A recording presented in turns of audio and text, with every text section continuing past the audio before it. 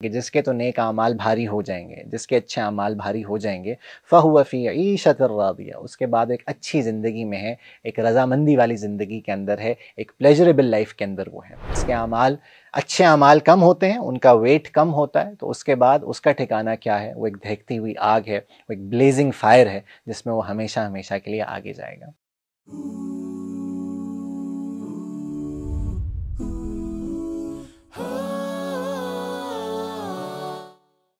السلام علیکم ورحمۃ اللہ وبرکاتہ۔ بسم اللہ الرحمن الرحیم، نحمدہ ونصلی علی رسولہ الکریم، اما بعد۔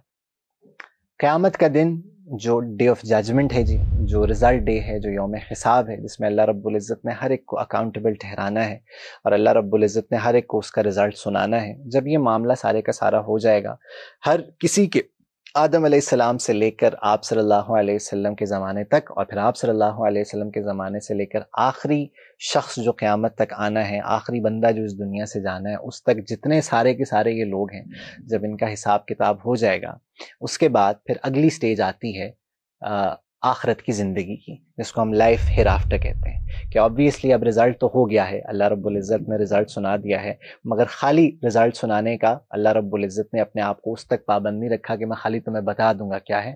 ڈیفینیٹلی پھر اس کے آگے اثرات بھی مرتب ہونے ہیں کہ جو رزلٹ تمہارا آیا ہے، اب تمہیں اس پہ یا تو ریوارڈ ملے گا یا اس کے اوپر تمہیں پنش کیا جائے گا۔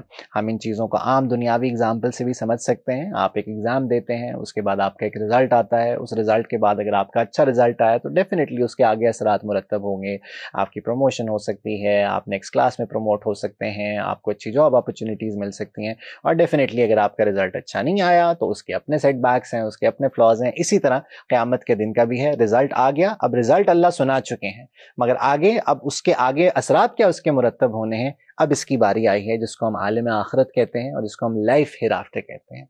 عالم آخرت کے بارے میں ایک سب سے بنیادی بات تو یہی ہے کہ اللہ رب العزت خود قرآن میں کہہ دیتا ہے کہ اللہ بتا دیتا ہے کہ آگے ہونے کیا ہے۔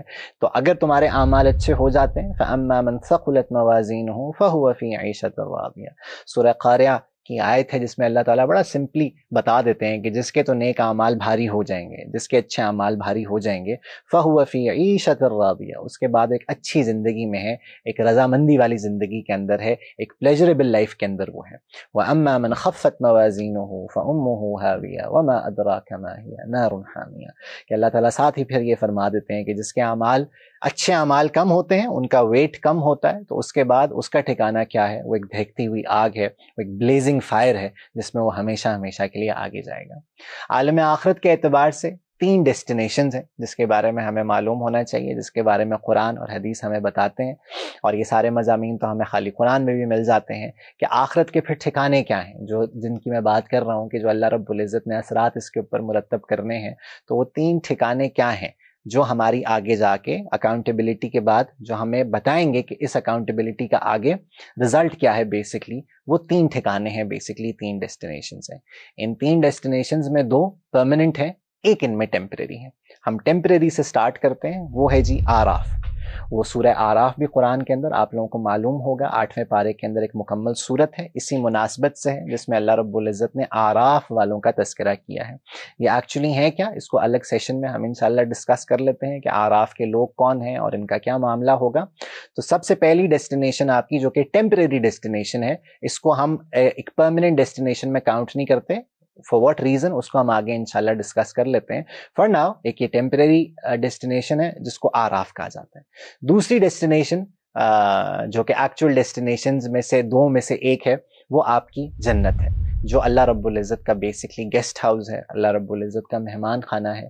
اللہ رب العزت جس سے راضی ہوں گے اور جس نے اپنی زندگی اللہ تعالیٰ کے احکامات کے مطابق گزاری ہوگی، اللہ تعالیٰ اب اس کو ریوارڈ کیسے کرتے ہیں، اللہ تعالیٰ اب اس کو کیسے نوازیں گے، وہ اللہ تعالیٰ پھر اپنے مہمان خانے میں داخل کریں گے، ڈیٹیلز انشاءاللہ آئندہ سیشنز کے اندر۔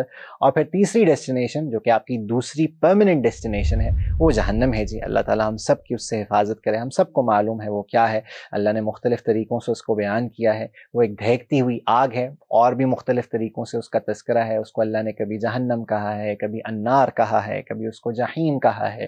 وہ اللہ رب العزت کی ناراضگی کی جگہ ہے کہ چونکہ تم نے میرے احکامات کے مطابق زندگی نہیں گزاری، جو میں نے تمہیں کہا تھا تم نے وہ نہیں کیا، میں نے تمہیں بھیجا تھا کہ تم میری بندگی کرو گے، تم اپنی خواہشات کو پیچھے رکھو گے، تم نے نہیں کیا، تو اب تمہارا ٹھکانہ یہ ہے۔ اب یہ ٹھکانے سارے کے سارے ہیں کیا؟ جنت کیا ہے اس کے بارے میں ہمارا عقیدہ کیا ہے، جہنم کیا ہے اس کے بارے میں ہمارا عقیدہ کیا ہے، in detail a little bit of detail، اور اس کے بعد اعراف کیا ہے اور اس کے بارے میں ہمارا عقیدہ کیا ہے، ان سارے کے ساروں کو ہم آئندہ سیشنز میں دیکھتے ہیں۔ باقی عالم آخرت کے اوپر ایمان لانا انتہائی ضروری ہے، اور اٹ میکس ٹوٹل سینس۔ ایک تو بات ہے نا ایمانی، یہ لاجیکل ہے ٹو بلیو ان آخرہ، یہ لاجیکل بھی کیسے ہے اس کو ہم آئندہ سیشن میں ڈسکس کرتے ہیں کہ why is it so necessary to have an عالم آخرت، why is it so necessary to have a life hereafter. ایک تو ہے ایمان ہے کہ قرآن میں اللہ رب العزت نے کہہ دیا، ہم نے اس بات کو مان لیا، مگر why does it make sense, کیوں اس کا ہونا ضروری ہے، اس کو آئندہ سیشن میں دیکھتے ہیں۔ اللہ تعالیٰ صحیح معنوں میں سمجھ کی توفیق عطا فرمائے۔ السلام علیکم ورحمۃ اللہ وبرکاتہ۔